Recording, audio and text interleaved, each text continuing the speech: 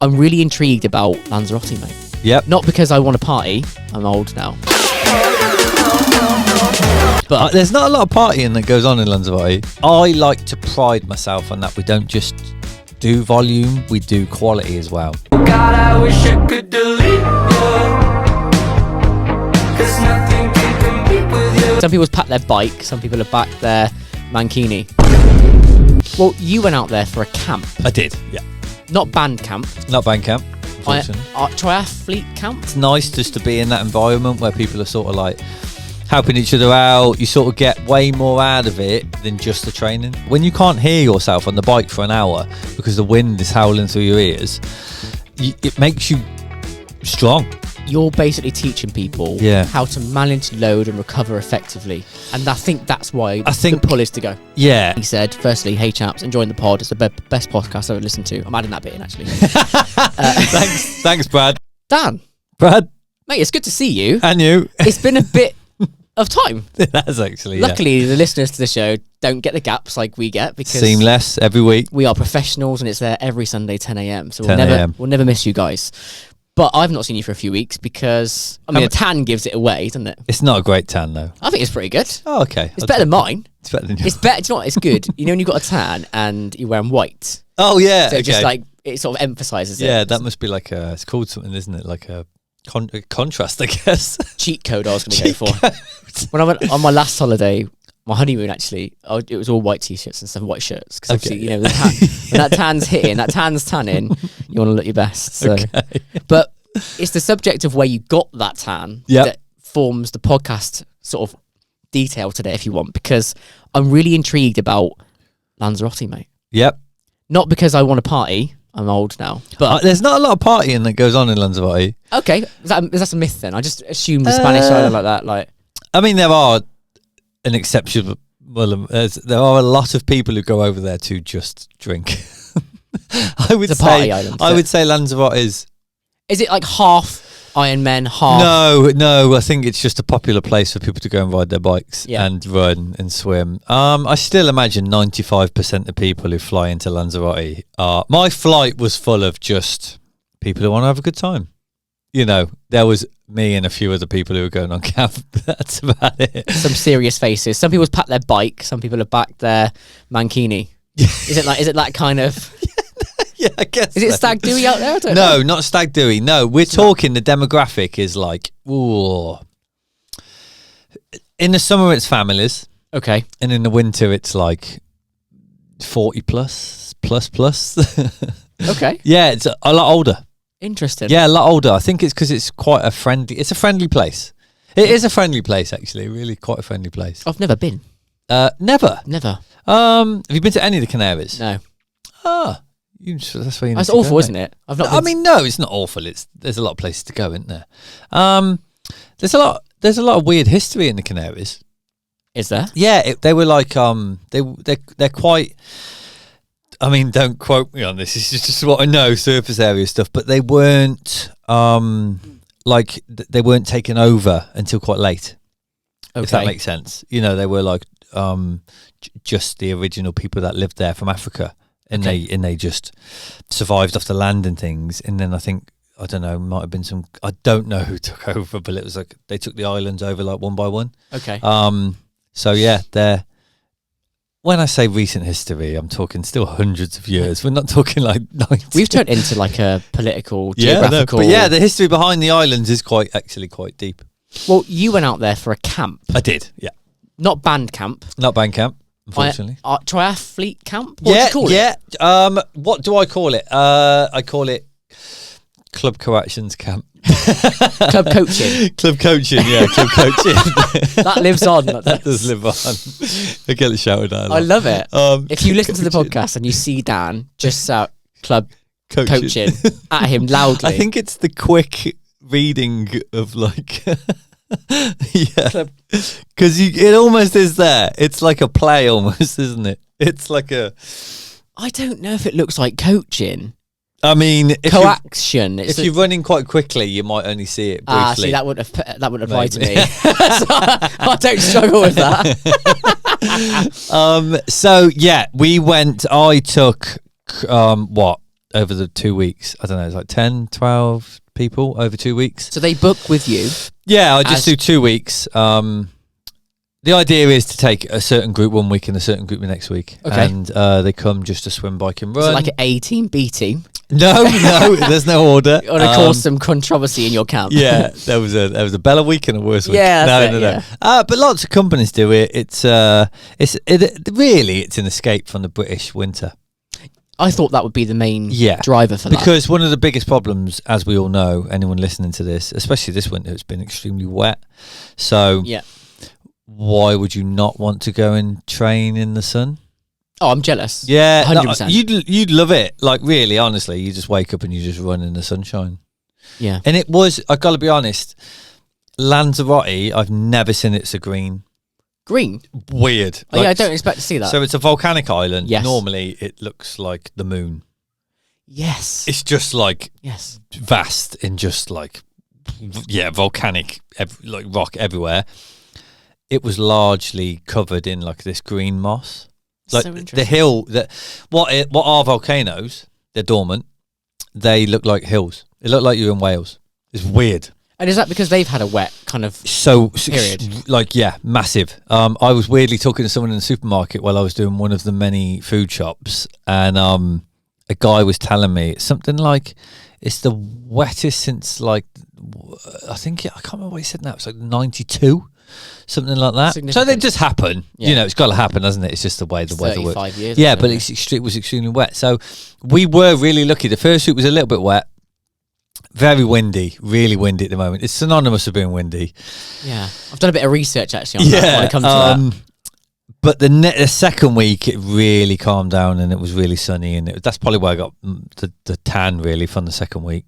So I'd think in the wind, because you don't feel the heat as much, perhaps you get more of a Yeah, tan. definitely. That yeah. happened to me last time I went abroad. Yeah, yeah. Went to Rhodes, reading a book in the wind, and I was like, I'm cooked. Like, I'm actually in trouble here. A bit like skiing, isn't it? People come back with a bit of a tan. You're more skiing. middle class than me then, mate. I've not No, been skiing. I haven't been skiing for years. I've not been skiing, mate. Ages. Is this when you went to Eton as well? Is this Eton. This is all linked up, like obviously. your posh school and then skiing. You got some skiing holidays, mate. Love that. Stereotyping. I grew up on a council. council estate. You're all right? stereotyping. No, judging hard, very hard. So the second week was a lot better, but yeah, no, basically, yeah, people come Yeah, who so just want to swim, what bike, do and you run. sell it as when you're here? So you've got all your athletes. Yeah, And then who is like primed to come? So one thing that unfortunately, because I'm the only coach there, I do have to be a touch selective with people who come, but just based on speeds and paces and you have to be similar. yeah, that's kind of the only thing. Like, I'd love, and I do see other groups do it, but I definitely feel like you lose something if you're, let's say you're the first person, you're going to sort of be slightly agitated if you have to wait. Or if you're the last person, you will always feel a little bit guilty, maybe, that you're holding people up or something. Okay. So I try and be as selective as possible to just ensure that everyone will have the best time. So Yeah. I'm not, so my camp, you know, and I'm not, I would like to think that if I just put out a camp for anyone, I could actually fill quite a lot of spaces. Because lots of people want to go away in the sun, but then you're trying to be a little bit not selective, you're just trying to optimize that the people who are going can have a good time. Yes. That's And you that's mean hard. like the runs and the bikes and stuff? Yeah, runs and bikes are really similar, and swimming. You know, we do have a lane booked out and things at the pool. But again, same scenario. It's the same in the pool. You know, it's 50-meter pool, but if you're like miles behind, it's not a great feeling for that person. Okay. Yeah, you know, like you're trying to always just ensure that people are able to. Yeah, the word, like, it's not keep up. It's they're almost like able to compete with each other over the different disciplines. Okay. That must be really hard to manage. It's a little bit. I feel quite a bit of a bit harsh sometimes when people are like inquiring or talking about it, and I'm a bit like, I can't facilitate it almost, which is Because you'd be so far away from the not pack. something I want to say really. So What would you say to me, Dan, if I said, can I come out? You'd be like, Brad, unless you want to rent a bicycle an e-bike. An e-bike. That's what I mean. That you can like be next to us on the runs on. Then I'll be like, they do really good car rental service. What pace do you run at then? No, it's not quite like the runs you'd be fine with, really. You think just so? maybe be working a little bit hard on some I'd of them. be in zone 4 when you're in zone 2. Definitely, yeah, it's fine. That's just how it is. But like, it's almost like when you're doing, so like we went to the track for both weeks, went to the track. That's different. It's completely different. You can change the session to sort of fit everybody in a way. Yeah. Or if people are just happy to sort of like the one we were doing like K reps in that it broke up a little bit. But people were, more than happy to sort of partner up in things, and sometimes people just want to get the work done. But again, on a track, it's only 400 meters. You're never really that far away from anyone. Yeah. And then the next week we changed the session to accommodate almost everyone. So some people got a little bit more rest, so their session was more like a VO2 session, and some people got less rest, so their session was more like trying to optimize their aerobic capacity over the whole session of shorter rests. So again, you can sort of cater things to suit everybody. Yeah. Which is a little bit tough because you don't want anyone to feel like they're holding anyone up, or you don't want anyone. I mean, funny enough, the person who's leading the session never feels like that. They always quite enjoy making people suffer, I think. I can sense that. Yeah. How many people are on each week? Ideally 8 on both weeks. Wow. Yeah. Kuching, Daniel. But we did have a couple. Well, yeah. Just joking. But this is one thing I also. Dan actually drove to the studio in a Bentley today, so I don't know how much I actually don't charge a lot of money. No, you don't. Well, I've said this before. Yeah. As a coach, great coach, you don't charge a No, lot. but I just. It's a thing that comes up in conversation a lot. Like especially with the camp, there are camps I know out there which charge double what I charge. Okay. Fair play to them. They do if that's what you want to do, if that's what you feel like your time is worth, then that's not for me to judge. But I kind of do it more for it gives people an opportunity to do something that they may never have done before. Yeah. And I feel like the value, it definitely gives that. Anyone could come, really. You could, and I'm quite flexible with letting people pay over time and things like that, as long as they pay. You booked up in advance? You got next year's crew lined up? No, that's like it wouldn't be that organised commitment. Yeah, organised or just people being that committed. It's hard to get people to commit. See, this is where the companies thrive because they don't care. They just pull it out there, it fills up, done. Whereas again, like because I'm kind of like trying my best to fit the slots around the people. Yes, more bespoke. Yeah, bespoke, I guess, in a way, but. So I know a certain criteria of the person I need, almost like I'm looking for, but that's only at the moment. Who knows in the future if I have more coaches or more time or more weeks. That's all it. That's all it takes. Some companies take 4 or 5 coaches along, but they also charge. I'll come out and make all the coffee if you like. Yeah, I'm actually a trained barista. There you go, mate. So. What are you talking about? You just get on the A1. Well, if A1 is for recovery, but then afterwards you have a latte, right? You can have both. Fair. Yeah. You can have them, but you can have A1 before or after, mate. It's up to you. I only recommend 1 dose of the protein coffee a day. That's all you need. 21 grams. Double up on that collagen. I suppose my question is then, what do you see as the sole purpose of the camp? Okay, that's a good question. In terms of why are people coming? What's the point? Yeah, do they come with their own goals, or do you go, this is what I think you should do? How does it work? I guess they come like within. They come to do a week of volume. It's volume. And I like to pride myself on that. We don't just do volume; we do quality as well. So, like most athletes will do between 20 and 25 hours that week of training. I'm sort of jealous. I don't know if my body could do it. I'd love to. No, you like in actually one athlete who came was cycling, running, and still doing their high rocks stuff. So there are, but this is why Lanzarote. I think some people just go to Lanzarote because it's like renowned for triathlon. It's got an Ironman edge to it, right? Yeah, well, it's one of the oldest Ironmen. Yeah, running events. But actually, it just facilitates things. Like where we stay in Costa Geese, and they actually, it's that good of a place. They just hosted a World Cup short course race on the Saturday we were there. Oh, cool! So it was really cool to watch. It was really good, actually. The guy ran off the bike. Spanish guy, I can't remember his name. He ran a 14:16 off the bike. for 5k. Jesus Christ. And he had a 10-second penalty. He had to stand in the box for 10 seconds. Is that added to the run then, or is that just... He had to stop it during the 5k. Oh, mate. Yeah. And 14:16. So technically it was 14:6. I mean, it might have been a little short, I don't know, but that was rapid. That's so fast. That's crazy, isn't it? In the heat, in the wind, and all of it. Yeah. And Isn't it renowned for the wind out there? yes, yeah. Is that one of the drivers for going up there? Is it because... So, yeah, let me touch upon why people go and then remember the wind. Remember Okay. the wind. So, I taught you, people quite like to know stats, and I taught you through the week. So, through the week, we did 4 swims. To be fair, I booked the lane. It gets very busy. It's this time of year, and actually, unfortunately, because of the race that was on, it was very busy because there were some federations. There was a Spanish federation squad there. Javier Gomez, an extremely famous triathlete, was just on the side, just coaching, which was quite cool just to be around him, which was quite nice. Starstruck reader. I wasn't starstruck, but I knew who he was. You like to, when you see stars, sort of angle in a little bit, don't you? Angle. Didn't you like accost Hugo Fry when we were at the run show?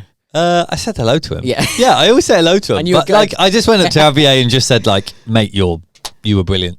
I never like pestered him for a picture. I just You say no hablo inglés. give him a. He just looked at me like, "Thanks, Matt. I know." Yeah. That's basically. I swear. know, He yeah. gave me like a little nod, and he was like, "I know." Yeah. I'm that good. I think he has got 2 Olympic bronze, silver medals, which is pretty impressive. Average, mate. Everyone's got them. So we swam. So we did sort of like around 4k a set with the swimming. People do a little bit more, people do a little bit less, depending on what they want to just add before and after and things. But that was good. But yeah, so we had 3 organised ones and an extra one on the weekend because it's normally a bit quieter there on the weekends, weirdly. I think changeovers. Okay. Yeah. We covered, I'm just trying to think now. So we did like 5 rides through the week. They always average around sort of 3 hours, but like they involved like hill reps the one day. There were like some sort of, I call them time trial efforts, but just blocks of effort during the week. We varied those up. And also some people came for 2 weeks. Really? Yeah, which is great. It's great for them. I reckon I would do like 1 week of training and then 1 week of survey stuff. just like chilling. Yeah. Checking out all the lunch spots. Absolutely. But yeah, so then you've also got to think about how can you apply the 1 week and adapt and grow the next week as well. So how are you building on the first week? Yes. So I quite enjoy that because you are looking to, and I coach. Do I coach everyone who came? Yeah. And so you're then they're like mini blocks within their big block, if that makes sense. Yeah. Which is quite interesting. So yeah, so swims, bikes, yeah, sort of 5 bikes. Now, due to the wind, so we'll talk about the wind. Due to the wind being so strong, the first week, we're talking it was like 2 levels on the Met Office down from hurricane. Really? Force 40-mile-an-hour gusts some days. Isn't it known for that? As I said to you It earlier? is very well known for that, and I've got to be honest, it puts people off. But truthfully, it's just really hard. And if you can train there, you can train anywhere. It would be like a version of resistance training, I It's suppose. kind of like being on the turbo, and it's just constant pressure. Like, because turbo's obviously got the pressure of the drivetrain and things. It's kind of like the wind is on you. So, for an example, I was averaging a lot more power into the wind, so it's harder than obviously, but than going the other way. Of course. So it works both ways. Yeah, it does work both ways, but what we were looking to do, if it was exceptionally windy, we'd either do some kind of session where you can almost hide from the wind, like hill reps. You're not really getting involved too much with the wind. You just kind of ride out to a famous hill called Tabiasco and then do the session and then ride home with the wind, so it's nice and relaxed. Yeah, nice. However, every descent was like this crosswind and your bike just shakes. Yeah. Which is scary, and especially there was a lady who came out and she doesn't weigh much. She's, slight athlete, so she was getting waved around a little bit. I suppose it's yeah. Which was, but again, if you can descend there, I mean, when you're descending with Arlet, it's like easy, super easy. Yeah, I guess. So that's what we're looking to do, sort of 5 bikes. And then run wise, we were able to. So last year we couldn't use the track because they were relaying it. They ripped it up. Oh, timing. Oh no, honestly, yeah, couldn't be worse timing. But yeah, so we're able to get on the track again. The facilities there are just really open to just anyone coming to use them. I think it's because the island's just so synonymous with people who aren't living there. You know, like I don't know, like using the. To be fair, like council facilities in England are very easy to use. Yeah. But sometimes when you go on holiday and you're trying to look for a gym and stuff, sometimes I don't know, the processes are a bit of a pain. You can't always just, like, there aren't many gyms here that you can just walk in and use. You can get day passes, I think, but that's quite a new thing. Yeah. So, but that's, again, that like, you just don't know but it's just very open to, like, the track costs €2. Oh. And just use the track. You would never get that. Brand spanking new track, like it's this really cool blue track. It was great. So yeah, so track session, and then we didn't really do. There was a couple of guys who were there just to run, so they would do a longer run at some point during the week. Yeah. But because the volume's so high, we didn't really do like long runs as the triathletes because it was already more work than they would normally do in a week. Yeah. Which normally comes on the bike because it's just less load. Yeah, the running's got to be the worst one, hasn't it? And if we're throwing in the track session as well, that's high load as well. Speed normally. Yeah, and it's just intensity. And if you're then adding in a long run into that week, you're asking for trouble, really. So we would run more frequently during the week. And again, we probably quite run heavy, but it's just a really good split. All the runs I saw you guys doing look class, but I think I'm just jealous of the sun. I think it's The sun looks so good. And the coastal path is very nice. When you're sat here in the rain, yeah, looking at those videos, you're just super jealous. It's one of those places as well. Again, from research I've not been. We did get caught in a torrential downpour though one day. Wow, there. Funnily enough, we didn't record that bit. Although I have got it on my GoPro, actually. I do want to see. There is, I think it's in the car. I'll show you. I want to see. I pull it onto the bike, and it just torrential. came down. But when it rains abroad, it pours, right? Yeah, like literally, it was. Here it just rains a little bit all the time. Yeah. Whereas abroad, it's like it comes. Oh, it just chucked it down. We just hid in the coffee shop. One guy went straight home. He's like, I'm not doing it. I'm out. Literally, I'm in Lanzarote. I'm out. Well, I was going to say, one of the things I found when I researched was that there's like a culture over there to support the athletics. One of which is that there's like kind of a places you can cycle essentially where you're not disturbed by cars, right? Yeah, there's a few. They're actually old roads. Okay. But they run next to the motorway. Right. So they are known as bike paths, but you can still drive on them. So you do still get the odd car on them. But they sort of accommodate the bike. I would say so. Yeah. I mean, in England, they probably just rip the road up and. Yeah, forget it, I suppose. Yeah, but there's like a culture out there. Where yeah, it's got worse, a little bit worse. But genuinely, if someone beeps you, who do you think it's going to be? You're on a holiday island. Who on earth would beep you? What do you reckon? I don't know. What do you mean? Tourists, mate. Other tourists in rental cars. Oh, so if someone beeps you quite aggressively, you wait till they pass you, and you're like, "Yeah, rental car." Hurts. We know. Yeah. We're awful, aren't we? Brits abroad. Yeah, honestly, I think they just take the same mentality. But you're on holiday. Where are you going? Like at such speed. Or they just become annoyed that you're on the road.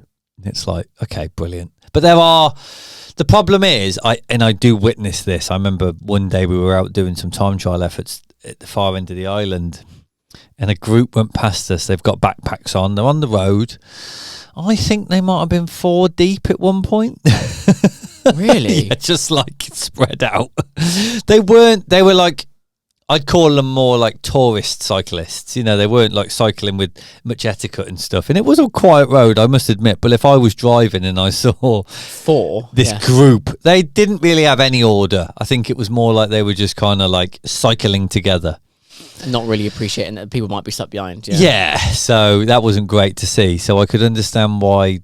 If you see that, you might get annoyed at every cyclist. You might just put them all in the same category. Yeah, you get branded in the same brush. But then as soon as you start climbing on sort of the more famous climbs, you don't really see a car. You see the odd car. There's no reason. Again, the only cars that come up are tourists because they're normally at the top of some kind of viewing point or... Yeah, I suppose there's no point otherwise. It's not like just going somewhere. Yeah, there's a climb called Mirador and it's very touristy. There's like a little statue up there and things like that.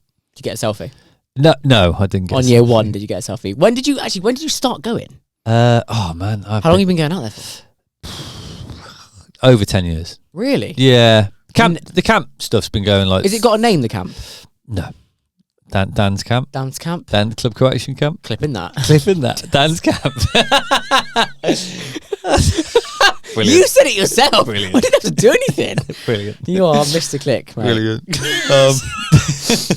Yeah, no, I haven't. It hasn't got a name. It's just Lanzarote camp. One of the things, I love Lanzarote because people don't.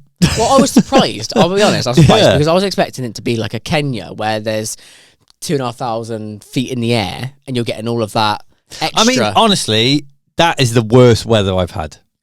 No, but you've got no altitude out there. No. But there aren't that many places with altitude to go training. There's a few, but they're not like. Don't forget, this time of year we're in March, right? We're pretty much covered in snow. I don't know. Yeah, okay. unless you go to Kenya. But I can't remember the last time any cycle teams went to Kenya because the roads probably aren't like. I've got a list of global training hubs here. Oh, nice. So Okay. we can compare the elevation there. Is this just for running though? No. Okay. So you've got. So I expected top of this list with the most elevation to be Kenya, Is it like Sierra Nevada? called Iten. Oh, yeah, that's in Africa, isn't it? Kenya. Kenya. Okay. Yeah. Yeah. Okay. So- Yeah. But 2,400 meters elevation, Okay. and it's for basically high altitude. Isn't that where Kipchoge's from? Yes. Yeah. So it's the Kipchoge running place. Isn't Okay, it? fair. Everyone just goes there just to try and see him, I guess. Yeah, but also 2,500 elevation. That's high. That's gonna. Remember how bad we got this elevation thing wrong last time? That's why I got all the receipts. Yeah, here. good plan. So next on my list is actually in Spain, Girona? Sierra Nevada. Yeah, that's what I just said. Did you? I just said that, yeah. Oh, okay. Yeah, Sierra Nevada. So famously, Ingebrigtsen goes there and the Norwegians. Yes. But realistically, it's on top of a mountain pretty much. It's Yeah. a facility where if you want to run, you kind of just run up and down the... yeah, road. it says multi-sport. It's not really. There's a track, Yeah, that's the thing. but at the moment it's snowed. There's a lot of snow on it. Or they all just train inside. yeah, so not really the same. It's not the same, but I tell you what, I'd love to go there for a week just to see why it's so good. Well, it's given me two that are for running / triathlon. Okay. Do you want to try and guess what these people might be? Have I mentioned them yet? I have got dementia, so I don't know. I don't think so. I don't. I'm going to say Mallorca is one. No, Okay. Girona? no, I'm just trying to think of some. Calpe? no. Oh my days. But this is just. I mean, this is me researching, by the way. Oh, okay. ChatGPT. No, Okay. Google Gemini. Google Gemini. We've gone off ChatGPT, haven't we? Don't trust it. Don't know. Not sure. So one of them is Boulder, Colorado. I mean, truthfully, that did used to be a massive hub for triathlon. Yep. I've actually been there. Have you? Mm. Boulder, Colorado. Colorado. Yeah. I've worked in Colorado for quite a long time when Yeah, I I was remember coaching football, yeah. Yeah. Okay. Well, it's just a pro city for running and triathlon, apparently. Yeah, it's a mile-high city. Yeah, 1,655 meters. Yeah. So what's about a mile, wasn't it? What's 1609? Something like that. I remember that from James Bond episode when he said a mile okay. was 1,609 meters. yeah. Next one is in Switzerland. Ooh. St. Moritz. Yeah, St. Moritz. Okay, yeah. See, these things I don't. Yeah, idea. you're like... I got no I idea. have no idea what's going on here. The audience are a bit like, yep, nope, not What over is there. going on? These are quite old school. I like it. This podcast is brought to you by A1 Physique. Now, all throughout these episodes, you'll hear Coach Dan and myself talk about the importance of recovery for your training. Nothing better than collagen for instant recovery from really intense workouts. Ligaments, tendons need repair. And by encompassing this in a morning daily coffee, it becomes the easiest supplement to add into your daily routine. Available from our website, free shipping, and each cup is giving you 21 grams of that nourishing collagen protein coffee, perfect for athlete recovery, and endorsed by Coach Dan himself. When you say old school, how old school? Yeah, when I first got into triathlon, like Boulder was like a big place. And some Moritz or whatever. And Noosa in Australia. Not on my list. Okay. Africa. There's a place in South Africa. Is there a place in South Africa there? Nope. Okay. This last one, Stellenbosch. Stellenbosch. It's Yeah. not on my list, but Okay. obviously take my list as a pinch of Pinch high of rock salt. Like I got no skin in this game. But the last one, hang on.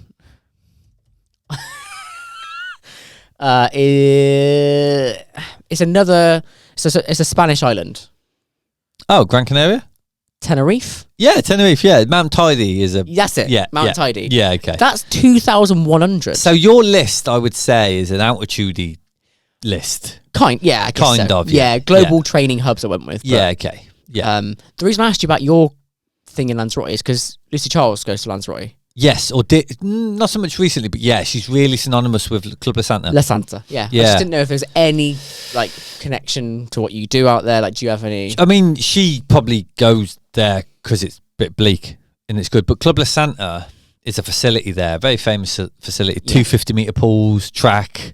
250-meter pool. No, 250-meter pools. Oh, right, I was thinking, how long? So, I've never heard of that before. 250 meter, big pool. That's what I mean. It's a lot of when water. you said that, I was thinking, that's a lake, isn't it? 250-meter pools. You can see how I got there, They can't do you? have a lake as well. Okay. They got like a. Maybe that's 250. It is a lake. It's sort of like just off. But they actually host a race called the Volcano Triathlon there and things. But Club La Santa it's expensive, but it's great. It is really good. You ever done it?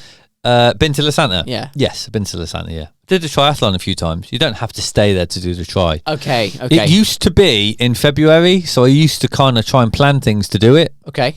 It's now moved, so that's frustrating because I'd have done it a lot more. But yeah, a lot of pros go there. Annie Haag is a really famous pro, and she actually was stood next to us watching the race. Oh, this time? Yeah. Oh, cool. But she lived there for like 20 years. Yeah, it was her home. But like a lot of pros go to La Santa. I think it's a bit of a backhanded sort of like deal where they sort of say you can come and stay, but you've got to promote on your Instagram that you're here. That sort of works. Oh yeah, it works great. Yeah, it's not a problem. Works really well. But then they haven't always done that. I mean, Instagram's not been around for 20 years, and Annie Haag has lived there for 20 years. So she used to have it on a kit. I'm sure she did. A lot more pros used to have it on their kit they race for almost like Club La Santa because they go there. I think that's where I must have seen it then, because I was familiar with it. It's honestly, mate, it's off the charts. Like they're now getting into a bit of high rocks. Jake Dearden stayed there. Really? Yeah, last summer. The high rockers are going to get into it now. Probably because it's got outside facilities and it's a track. Like honestly, you could literally do some work and then run on track. It's perfect. There's tracks here though. I don't really know. Not next to a gym. Is it not? Look on the gym. The gym is like on the track. Okay. Like even the track that we would go to together. Yeah. There's a gym 30 meters away. I know, but you'd look really silly running out of the sports centre and then running around the track, wouldn't you? Oh, so you literally do it like that? Well, for high rocks. I imagine you would. Yeah, literally, the track is like attached to the gym. Like not a gym; it's an outside area. Got it. Yeah, do you know what I mean? Yeah. So you could literally finish a sled push and then do a K around the track, really easily. Whereas if you did that at Purdeswell, you'd like run through the gate and run through the automatic doors and then run through the car park and then go around the track. That's like the rock zone, mate. That's like the rock zone. That sounds perfect to me. That's literally like dodging the people. I would just need you stood about 10 meters up from the door, offering me Red Bull as I'm running past, and we go, "No, mate, I don't want that shit. No. I don't need that shit when I'm running through." What I would probably use though, mate, is one of these. Oh, okay. Nice. Tedious. Nice organic segue. So, in all seriousness, I was using, and we bumped into these guys, didn't we, at the running show? That's our connection to this company, which is really nice actually, because we go to the run show and we're not sure on our impact, are we? Sometimes. Yes, that's true. Yeah. So actually, this has been an actual real partnership because we have spoken to them in person. Yeah, and to be honest, I used the product, liked it, we had that dialogue after, and I felt like there was a synergy between what we discuss and their products. So I'm going to mention some because I think they're relevant to you guys. So this is a maple coffee energy gel. So if you were going to have a caffeine gel, it would essentially replace that. Yep. I've had one before. Yep. What I like about this is a couple of things. So when I'm using these, I have them in my pocket in my 5-inch shorts. Yep. It's maple syrup. Yep. What happens to maple syrup when it gets warm? Oh. So it's so easy to digest. Yeah, okay, yeah. Like basically what I find sometimes with a gel is it's stopping me breathing for 10 seconds. Yep. Whereas this, I whip it open and it's down in two squeezes. Yep. And it's super efficient. Okay. Tastes great. Yeah. So as Dan said, we've got an official partnership now. So you can actually use Ask the Coach 15 and you'll get 15% off any orders of their products. There's lots of things they do. I've only really used the gel so far. So I am going to get on try other because we've only things. just been dumped this stuff, haven't we? Yes. In terms of like more products, we've obviously the gels you've tried and things. Weirdly, I've gone through a whole box of I those don't already. know if I should admit this, but I have used their collagen before. Have you? Yes, right. Have you cheated on my coffee? There was an ex-athlete I coached who gave me some. Interesting. Yeah, it's yeah. Thing is, we talk about, because obviously the A1 coffee is a type 1 and 3 collagen, great for, I think, recovery from hard, intense exercises. That's obviously if you drink coffee. If you don't, then you would supplement this into another drink. You could just use this and have it with water if you wanted to. I am intrigued about their electrolytes though, because actually quite a similar uptake to pH that I use. Interesting. So I'm going to try those this week. Everything we Watch will out ever for my talk, reviews. well, everything we talk about on this podcast, we will genuinely actually review, and we'll only promote it if we think it's any good. So far, I can give you a big thumbs up on the gels, and we'll try the rest and let you know. Yeah, magic. One thing I will say, camp-wise, we're talking about pros. Yeah. I would genuinely say the training camp that I put together gives you a nice little taster of what it's probably like to be a pro in terms of you train well through the week. You know, there's obviously a couple of bits missing that you would do as a pro that you might, like to be fair, we do get to the gym, so there's S&C in there as well. Maybe, like I said, like you might do a long run. That's probably one of the main things we miss out on, but I don't want to injure everyone. I do want them to get through them. Yeah, I do want to get, we have to cap it somewhere. Are you like a tour guide? Do we have like dates and times, like right family, you come with me here, now we go here? I Is there a whiteboard? There's a like. I knew you'd have a whiteboard. It's not a whiteboard. It's A3 paper with the days on. Oh, so it's not even okay. I just stick it around the living room. So everyone knows, right? So everyone knows exactly 11 a.m. on what's Tuesday. going on. If you're not at the pool, you're not in. Yeah, literally. It's got the swim sets underneath. If someone gets an extra Mars bar at lunchtime, do you look at them like, well, you're going to pay for that? Some people, like there was one day, the second track week, I was a bit cooked after that track session. So I said to one of the guys who'd been there the week before, a couple of guys were quite new to the week, and he's like, oh, I'll go riding. And I was like, do you want to take them? Because I need to just maybe have this afternoon off so I can survive the rest of the week. This is week 2 for you, is it? This is week 2, yeah. So the second track session in 7 days, really. And with a lot of other work and things. We did a ride on a Sunday, and I spent quite a lot of time on the front, sort of blocking the wind out, and it cooked me a little bit. And I was a bit, after that, I was on the sort of the downward spiral. But what's great about it as well is obviously, they're all adults, they all chip in. But because I cook each night, so all the food's done in house. Basically it's a big Airbnb. Yeah. But the second week they really chipped in. It made my life so much easier. Like the one guy who comes is a guy called Paul, and honestly, he doesn't sit still. He's taking the bins out. He's making cups of tea every 10 minutes. Like he is literally on it. But you get that. It's nice just to be in that environment where people are sort of helping each other out. You sort of get way more out of it than just the training. You actually get this camaraderie. People have been friends ever since who've been last year. That's nice. That kind of seamless where you spend enough time with someone where you actually get to know them. Because training's great, but if you meet up with people, you tend to just talk training. But when you're with them for a long time, you can get to know somebody. Yeah, you get to know them, and I think that is just priceless. Yeah, it's priceless. I mean, it drags me into conversations I might not necessarily have normally. So I try and stay within training talk and stuff, so you get to know people a little better and things. But knowing history about people is important.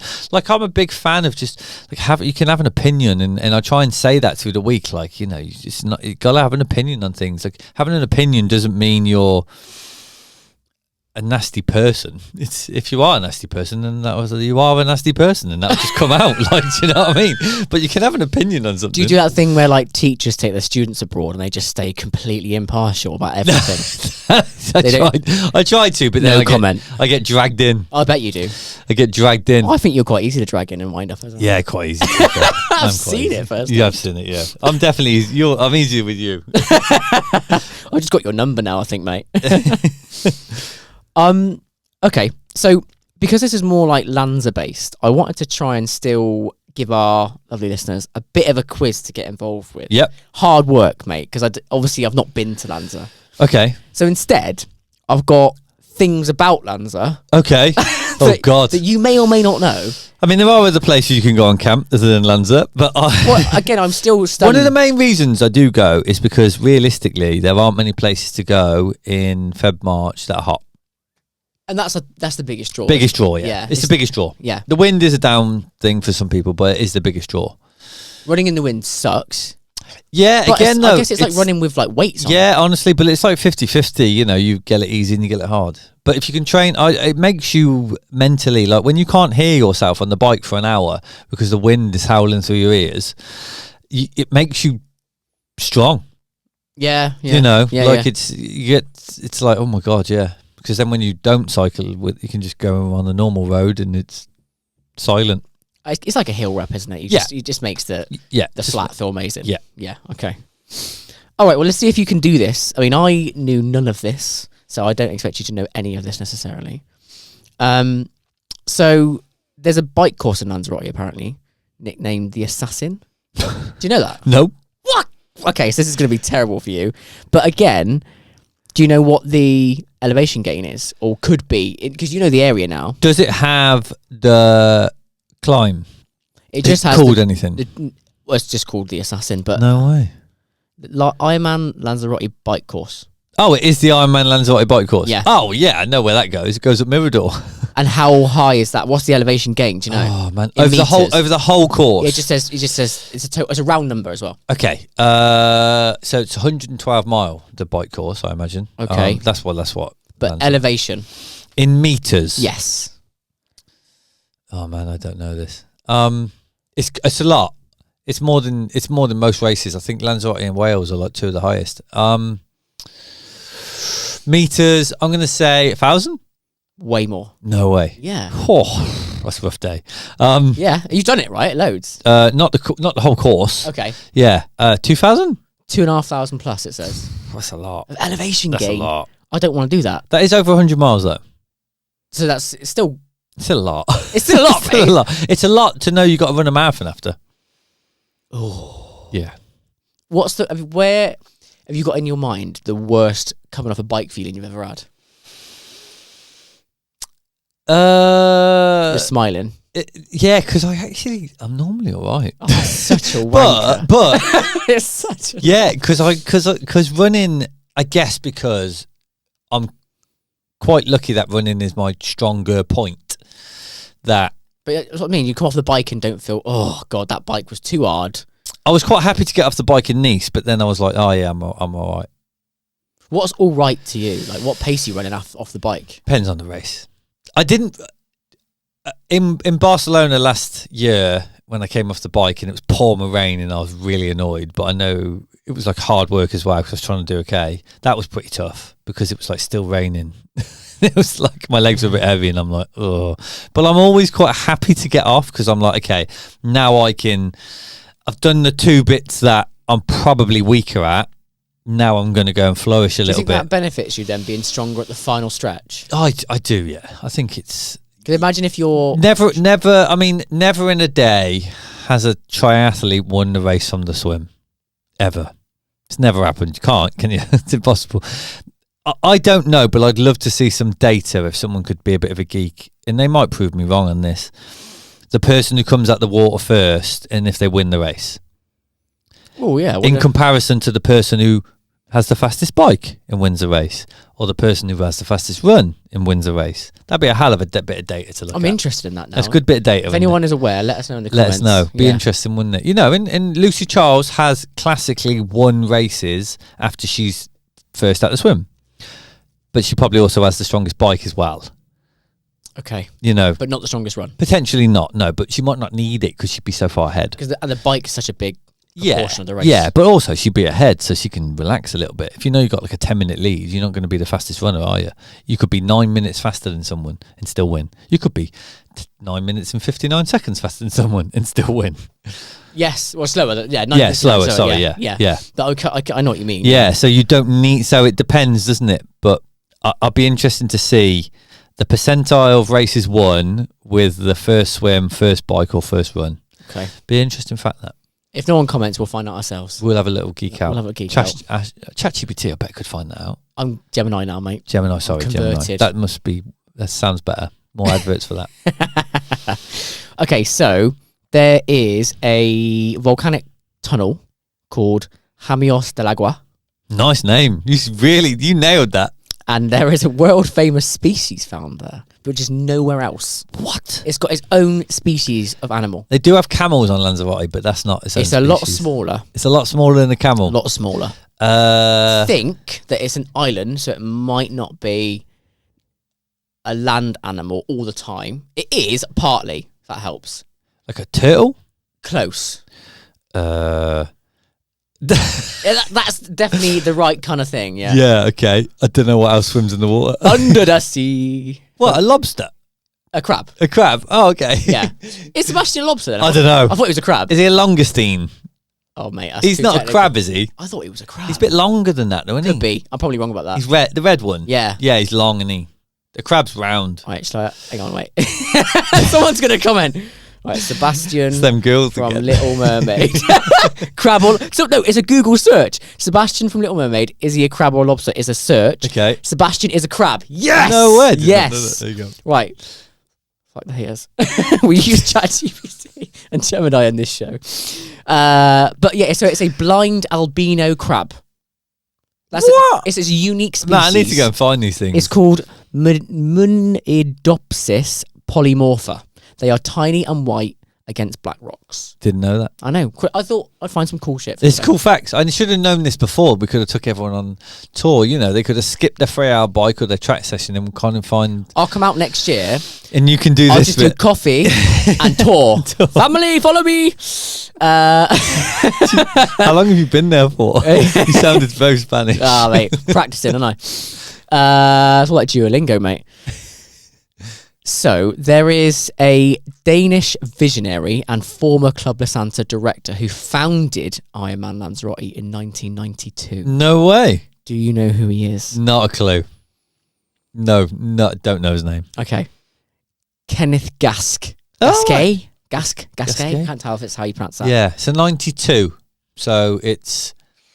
How old was that then? 34 years. 34. That's really old for a race, isn't it, really? You think so? Yeah, 1992. Yeah.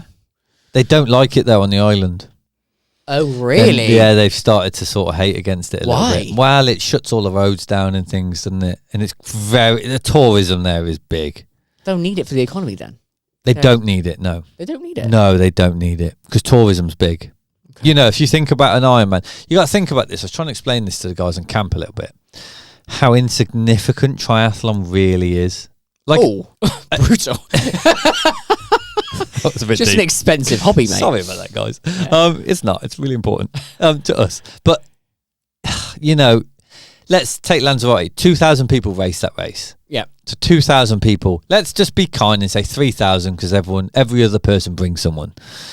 Maybe 4,000. 4,000 people. Some of those hotels, must hold 2,000 people. Okay. Do you know what I mean? Yeah. So, only 4,000 people are flying in that weekend. That's not different to their normal weekend in Lanzarote. But they close no roads. I see what you mean. Do you get what I mean? Okay. So It's annoying. it's annoying. Okay. Yeah. I get it. As you know, and I get it, and I completely understand. Back, I might when I first started racing, I didn't really get it. I sort of thought, well, what do you mean? It's amazing for the island. It's so iconic, but when you talk in pounds, It's not significant. You're also talking about all those people racing. We're not spending any money, are they? Because they're racing for a whole day. They brought their gels. Yeah, they are. If anything, they're just eating rice. They don't even drink beer. No. Because why would they? Yeah, so they're actually costing the economy money. Get out, Dan. Yeah. Piss off. Get out. Vamos! Okay, fair enough. That's surprising to know. But again, as a non-triathlete, I guess that's how I would have felt. Yeah, before. and it's a shame. Maybe we need to think a little bit more about what we can give back. You know, just set up a charity so that when everyone flies in, they've got to donate €25 or whatever it is to the bars. Yeah. Poor bastards. You're taking up that hotel bed, and no one's going to drink any cerveza now. Oh. I've got one that you kind of touched on earlier, so I suspect you'll get this one. But why do you think NASA and the European Space Agency send astronauts to train in Lanza? Mate, there is this amazing sculpture on one of the descents. It's not a sculpture; it looks like a sculpture, but it's rock, and it's been corroded from the wind. Oh shit! So it's like got holes in, and don't quote me on this. This could be a Gemini search. Okay. I do believe they filmed like some Star Trek stuff there. That seems legitimate. So that is maybe because the rock is similar to what's on the moon. Wow, maybe they filmed those NASA landings up there. Maybe that's where they did it. But that's exactly what I've got. I keep seeing so much stuff on Instagram about the moon landings. And you are a bit of a conspiracy theorist, though. We talked about flat Earth last time, and I think you had a little bit too much enthusiasm for it. They should make a film. I don't know about that. The flat Earth one is just like hilarious. It's amazing. Because it's not true. Like, it's mad. But the moon one. Oh, what, the fake moon landing? Well, what they were talking about is how on earth, one I heard the other day, and this is great because it will make you think, oh yeah, how on earth did they get the picture of the moon landing in the papers the next day? I don't know. No, because they couldn't send like the signal down. You know, you didn't. Now it's hard enough to send an attachment, an Outlook. Yeah, if it's over like a couple of megabytes, it has a fit. Yeah, let alone sending a picture of the moon landing, which some guy took on what kind of camera? I'm not going to go down this rabbit hole with you, Daniel. Not on a live podcast. It's a good little, Get lost. Get lost. I'm not doing it. No, they haven't got enough time. We haven't got any credibility to lose at this point. But. No, this is true. But you're right. Yeah, so it's basically to simulate the moon and Mars. They've got the volcanic badlands known as Malpais is geologically identical to lunar landscapes. Lunar landscapes. As photographed by NASA. Photographed by NASA. Okay, so there is a region, La Geria. Vines are grown in semicircular stone pits and called zocos. Yes. You know about this? I've seen them. What are they protecting the plants from? Oh, must be the wind. Yeah. Yeah. It's the Honestly, wind. mate, they're amazing structures. Yeah, they're class, yeah. literally just like these little handmade, like domey looking thing. They're miles. It sounds like a real cool place. It's a cool place, mate. I like it. I don't know what about the Canaries just is. I don't know why there. Why is it so intricate and different? It's a little bit like a time past, if that makes sense. You know what I'm trying to say? Okay. Like a time. Yeah, it's historic. Not. Yeah. Things are done traditionally instead of someone inventing something else that would just replace those stones. Oh, here's some plastic. I quite like that. Here's some 3D printed carbon. You can just stick in the ground instead. Like, honestly, it's very traditional. It's quite historic. So quite relaxed in that respect then. Definitely. They are relaxed. Quite a nice place to chill out and kind of, I don't know, what is it? Detox? Yeah, so they do walks. They have like camels and stuff and you can go and walk. You can just walk to the volcano. It's very, I tell you what's great about it is it's just, you can see for miles. No big buildings in the way. Honestly, you can just see for miles. That's why the pictures always look so good because like the landscape is just obviously a little bit. Therefore, light is always great across. Yeah, landscape is very it's just very different because it's like volcanic and there's big like random volcanoes and then the sun just pings off them. Yeah, the lava fields are amazing. It's just like I just find it like a bit of a. It's a bit gnarly. It's a bit rough. It's not that modern, you know. Like I felt those sort like of that things. when I went to mainland Spain, mate. To be honest, I did genuinely feel like. And anyone else? I'm not coming for Spain. Sat in Barcelona, just like. Well, I'm not coming for Spain at all. Here? But like, it's different to the UK. It might be because we've got such limited space here. But like, you go to the end of a road, and it could be like hotel, bar, blah blah blah. Turn around. broken metal fence and then tumble for ages. You just think, well, that's scary. Like, Yeah, it's well, just underdeveloped. In Costa de Guise, there are a few hotels that didn't quite make it. Okay. You know, there's like literally, I can only describe it as almost like a shanty town where clearly there's people living in them, Yeah. but there's no like, yeah, they're just shells. Yeah. Yeah, but that's, I guess that comes with anything, doesn't it? Any kind of like, they're not cities, but they're urbanized areas with bars and tourists, and there's always that little bit of off. You know, it's almost like a little bit tiny third world-esque. Yeah, no, I can see that. Yeah, 100%. yeah. see But it's honestly, yeah, you sort of like, you see a little bit more when you're riding around, to be honest. You're covering decent mileage. Yeah, and you're going a bit slower, so you can sort of take things in. Yeah. Here's a question for you. Go for it. How many people live on Lanzarote? Oh, I didn't research it. Yeah, there you go. This was the big one on camp. Tough one. I've no idea. Yeah, But I is know. it like the size of like a modern city or something? Or Yeah, about that. I'd modern say so. city? Yeah, less modern. Oh, okay. less modern, smaller. 6 figures? It's 6 figures, yeah. Yeah, I don't. You won't know this. 200,000. Well, yeah, I was going to say, you won't know this, but it's similar to Oxford. Oh, I didn't know what Oxford is. Yeah. Oh, Oxford would be more than 200,000, wouldn't it? No, I think it's under 200. Oh, shit. So I'm sure someone said it's like 160,000 people. Oh, wow. Yeah. Okay, so not that far off. On Yeah. the whole of Lanzarote. Well, it's a mile. 1,600. Long.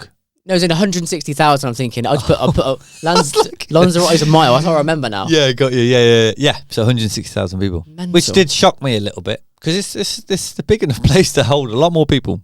But it's all spread out and scarce. Yeah, and it's volcanic and you can't. Windy. Yeah, windy. You can't build houses on most of it. Yeah. It's not the place I'm going to sign up to try and live in anytime soon. No. If you like Starbucks, don't go. I was nothing like talking that, to I a suppose, guy yeah. who owns there's a really famous cafe there called Johnny Bakes, and a few pro triathletes have made it famous because they've had pictures like sort of having a coffee Okay, there. And yeah, stuff. It's one of the only coffee, almost like British coffee sort of places there. Oh, yeah. And he was saying, I've literally completely lost what I was going to say. Oh, what? So I was talking to him, and yeah, like I said, it's a modern sort of coffee place. But I can't even remember. What was your point? I Were you was going gonna to say? say? I can't even remember what I was going to say. I literally had never done that before. It just completely escaped me. So we were talking about, Living in Lanzarote. yeah, and then not liking Starbucks. Yes, Pret. Brilliant. So there's now a Pret. Oh, really? Yes, in Lanzarote. It's the only one that exists. See, we ain't even got a Pret in Worcester. No, I'm gutted, it's gone. But he was moaning because it's in the departure lounge. Okay, So he can only go if he leaves. Flying home. Yeah, where he was going to go to get that stuff almost anyway. doesn't count, to be honest. No, it doesn't. Yeah, That's but it's pretty the only shit. Pret. Yeah. I've got one final question for you. Okay. So Lanzarote is the lowest Canary Island. Oh, What is the name of its highest peak? You might know this. Tabiasco, Not what I've got. Mirador. Not what I've got. Oh, don't know. It's 672 meters. Okay. Does that feel like the tallest peak? Because I'm relying on AI here. Yeah, it does. Yeah. Peñas del Cheix. I'm probably butchering that. Yeah. Chache. Yeah. Chache. Don't know. Yeah. Peñas de Chache. But that might be like, I don't know. Could be a volcano, mate. I don't know. Yeah, it could be, couldn't it? It's the highest peak. Yeah, like you can't Actually go get up there. there. Yeah. Yeah, so someone's just done it with a laser measure. No one's actually been up there, mate, to tell you. In Lanzarote, they've probably got a tape measure. This podcast is now proudly sponsored by Crew Barber in Worcester on Trinity Street. The owner, Nikki, possibly Worcester's fastest barber, does great cuts. Dan's been a customer and myself for many years. Book now via Booksy and give him a follow on Instagram. Well, I feel like we've heard all about club coaching. So we need a better, you need a sexier name. Like we got La Santa. So you need to come up with a name of your camp Okay. for next year. Okay. Don't let the listeners down. Okay. I obviously think that you could have done more to sell why people come with you, Dan. So do you want to just quickly summarise why people chose to come out? Why people chose to come out? I feel Because like you chose them. I feel like they can. No, they obviously have to, They were fast enough to qualify. Handpicked. Yeah. No, I feel like people come out because they probably know that the week is synonymous with working hard it's structured, it's quality training. It's not just miles, if that makes sense. You know, there's coaching within it, obviously, every day. It's more about how, I'd say it's coached in how to sort of like orchestrate a good like sessions, like how to back them, how to rest between them. I think that was a bit I wanted you to say, is that you're basically teaching people how to manage load and recover effectively. And I think that's why the pull is to go. Yeah, it's a case of like people are quite hot to like throw all their sessions in, like with not enough optimization between them. Yeah. I find that happens a lot, you know. You've got time to use it well, you know, refuel, go again. You know, you want to think about the day as like one big interval. You got swim, bike and run, but you need to refuel in between and go again. Yes. So it's just one big interval. The whole day is one big interval. You know, I don't know mentally how that would like. I don't sell it as that, but yeah, but literally you're going like swimming, interval, rest, recover, chill, couple of hours eat, you know, next interval, rest, recover, eat, chill, interval again. And then go home. But that's how your body perceives it, doesn't it? Your body has no idea what's going on in terms of time. Doesn't know that it's Wednesday and it's track day. No, it doesn't know the time. Yeah, so it's how to manage your days, you know. I'm quite relaxed. My approach is quite relaxed. I try and keep it calm. I try and keep stress low. And it's the pace is slow between sessions, but during the sessions, it's like we're on it now. Yes, if that makes sense. It does. Yeah, it does. Well, I appreciate your time.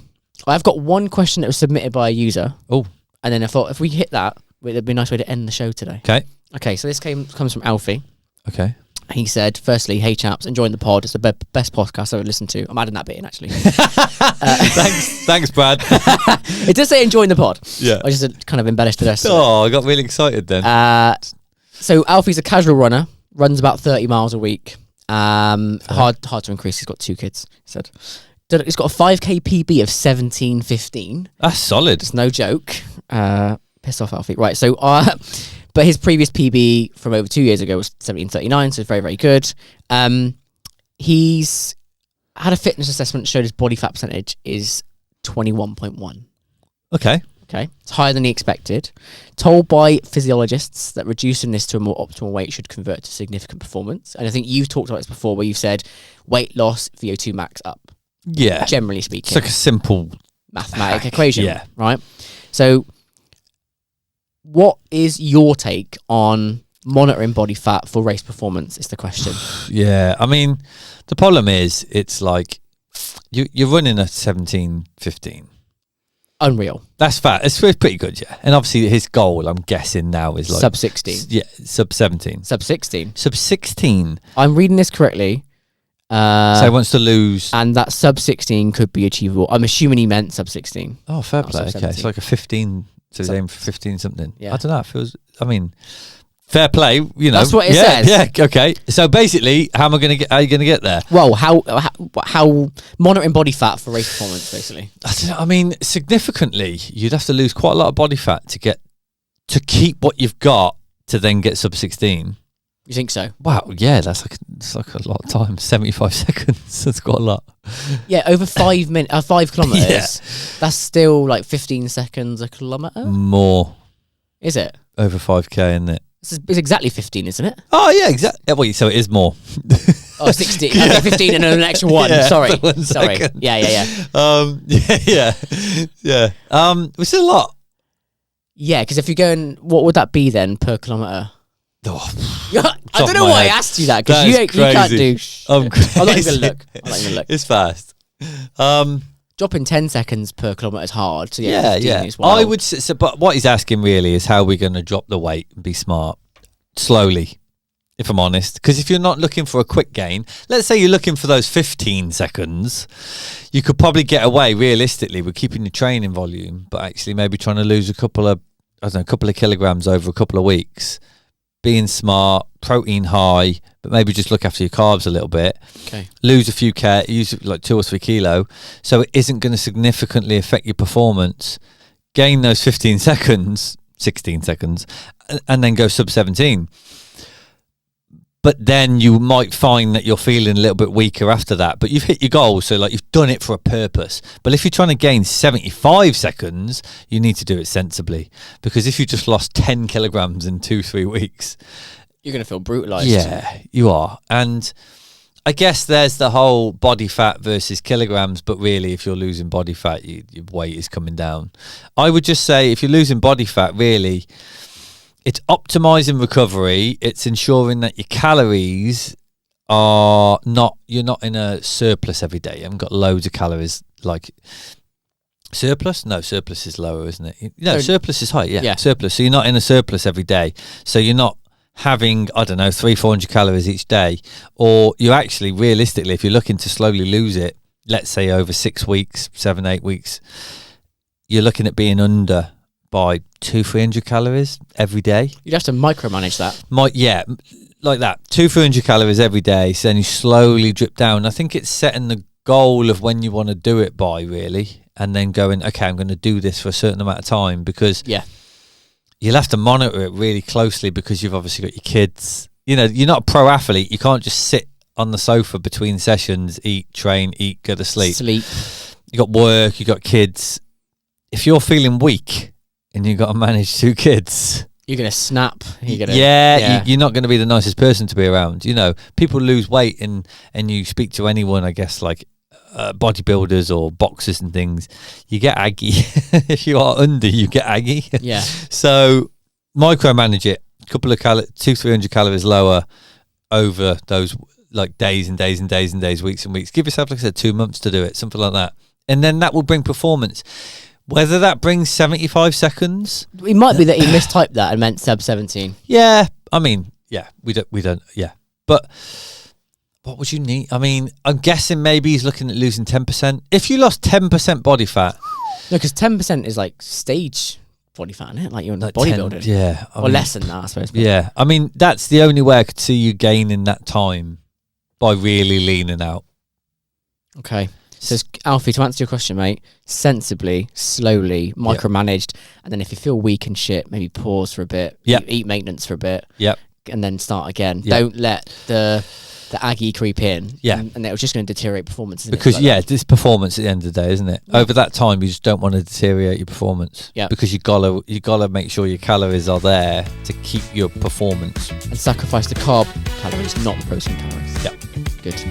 Well, Dan, pleasure as always, mate. Really enjoyed today. Thanks for the extra question at the end. Send an invoice through for that one, and we'll do it all again next week, shall we? Yep. Thanks, good, mate. Good to see you.